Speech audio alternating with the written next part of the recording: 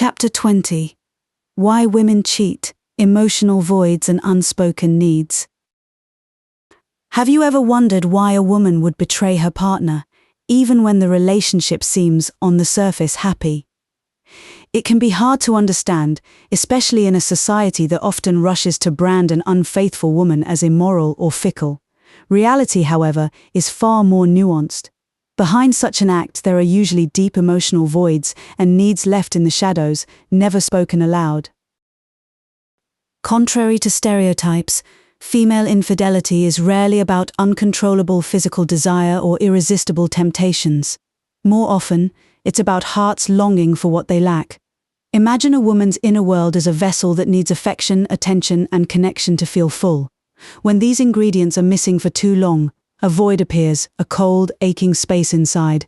And if that void grows too large, she will seek, consciously or not, to fill it. Sometimes she fills it in ways that cause pain, both to herself and to those she loves. One of the main reasons women cheat is the need for emotional intimacy. Feeling truly seen and heard can be as vital as air. Think of the evenings when a couple sits together on the couch yet is miles apart inside. They talk about what to buy or who's taking out the trash, small logistical things, but they've forgotten to talk about how they feel. In her heart, she feels invisible, like a beautiful photograph hanging on the wall that he passes by every day but no longer really sees. This lack of deep connection leaves her lonely even beside the person she loves. And being lonely together can be the hardest kind of all.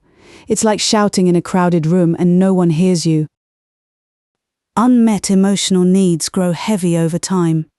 A woman can love sincerely, appreciate everything that is good in her relationship, and still feel a void she doesn't know how to fill.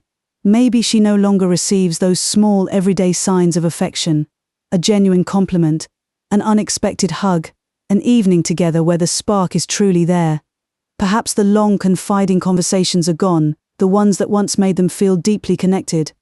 When these small anchors are missing, she starts to drift, wondering if the problem is her. Am I asking too much? Should I just settle for what I have?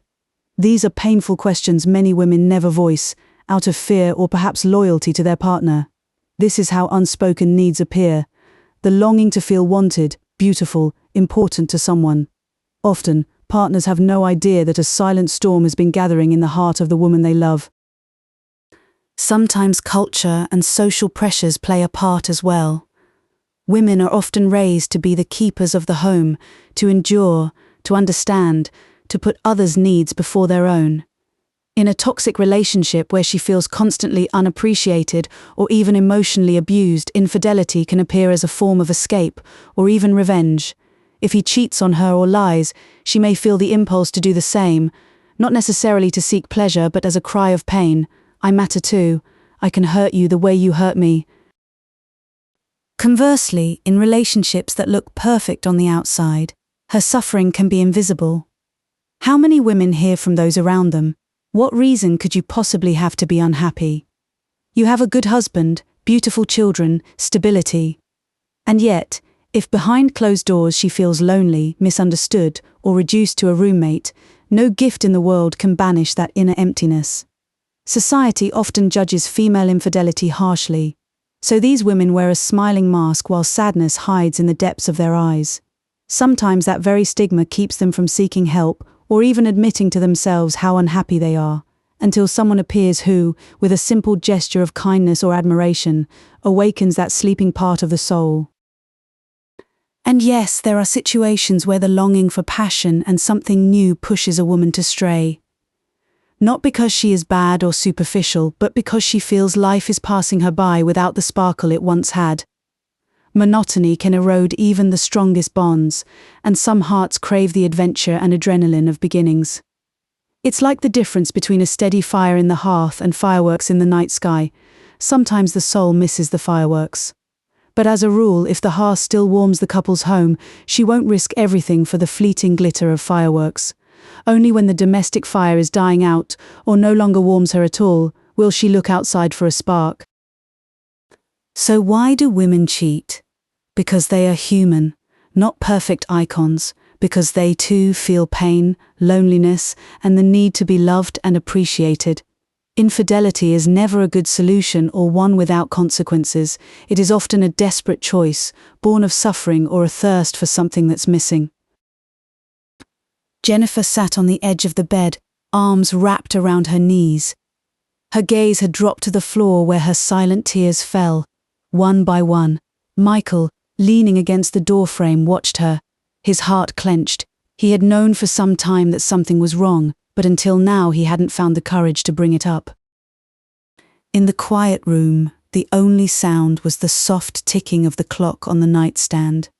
Michael took a step and sat down beside her, aware that a single wrong word might make her withdraw even deeper into the shell of her pain. "Jennifer, you're scaring me.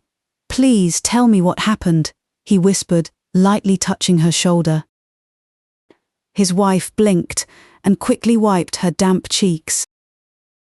"No, nothing happened. I'm just tired," she lied at last, without looking at him. Michael felt a chill cut through his chest. It wasn't the first time he had seen her like this, absent, far away from him in her thoughts. He remembered recent evenings when Jennifer went straight to bed as soon as they finished the household chores, as if avoiding any moment of intimacy. He gently ran his hand along her back. "You know I know you too well to believe that. Please, I need to know what's weighing on you," he continued, his voice gentle. Jennifer bit her lip as a wave of emotion flooded her chest. How could she tell him? She feared it would destroy everything between them, yet the silence had already pushed them apart. She loved him, she knew that for certain, and that was exactly why she hurt so much. At last she found the courage to break the silence. "I made a mistake, Michael," she said, barely audible, her voice breaking. Michael froze. He turned slightly toward her and tried to catch her eye. Jennifer had covered her face with her hands, ashamed. "What? What do you mean?" he asked, though his heart had already begun to pound in his chest, sensing the answer. Jennifer lowered her hands and looked at him, her eyes brimming with tears, heavy with guilt. "I'm sorry, I didn't mean to hurt you, to hurt any of you," she corrected herself, thinking of their children sleeping in the next room. "A month ago, I was with someone else." The words finally came out, and in the silence that followed they seemed to hang there, heavy, unforgivable. Michael felt the air knocked out of him for a moment. He lowered his eyes, trying to understand. Jennifer hurried on, frightened by his silence. "It was just once, and it wasn't anything physical, I mean." She cleared her throat. "We talked a lot, we hugged, and he kissed me, that's all. It lasted a few moments, then I left. I felt awful. Michael, I love you. Please believe me. I didn't love that man. I barely even know him. It's just that," she drew a deep breath. "I felt so alone." The last words hung in the air. Michael looked up, and 2 tears were now sliding down his cheeks. He felt hurt, but above all he felt a vast ache in his soul, knowing the loneliness the woman he loved had been carrying. "I'm so sorry that you felt that way, Jennifer," he said through tears, reaching his arms out to her. She let herself be gathered into his embrace, shocked that he was holding her instead of yelling or leaving. His calm reaction was exactly what made her break into the sobs she had held back for so long. She rested her forehead on his shoulder while he stroked her hair. Why didn't you tell me?" Michael whispered, his voice trembling. "I would have wanted to know you were slipping away from me." Jennifer drew in ragged breaths, trying to control her hiccuping sobs. "I was afraid." She lifted her gaze to him, eyes red. "I didn't really know what I was feeling either. I thought it was just stress or some whim of mine, that maybe I was overreacting.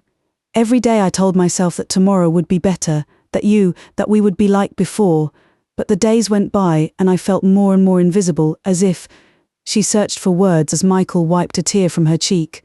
as if I were just a shadow around you. Michael pulled his wife tighter against his chest. You weren't a shadow. I was just blind. Maybe I got complacent in the routine and didn't see how much you were hurting. He rested his chin on the crown of her head with a sigh. I promise I won't leave you alone anymore, okay? Whatever happens, we'll get through this together. She knew forgiveness would be a long road. Yet in that moment, in his arms, she felt for the first time in a long while a glimmer of hope. She felt that Michael truly saw her again, that for the first time he was really looking at his wife, not just taking her for granted, holding each other like that, their hearts shattered but somehow closer than ever. The two of them let silence wrap around them. In that warm quiet, the fragile, tentative desire to rebuild the broken bridge between their souls began to take shape. Jennifer and Michael's story shows how easily those invisible emotional gaps can form within a couple. Jennifer didn't look for someone else because she no longer loved her husband, but because a painful sense of loneliness had settled in her heart. Her unspoken needs to be heard, to feel appreciated and desired, pushed her into a mistake that hurt them both. We see how, even in a good relationship, if partners don't express their feelings and fail to notice each other's pain, the distance between them grows.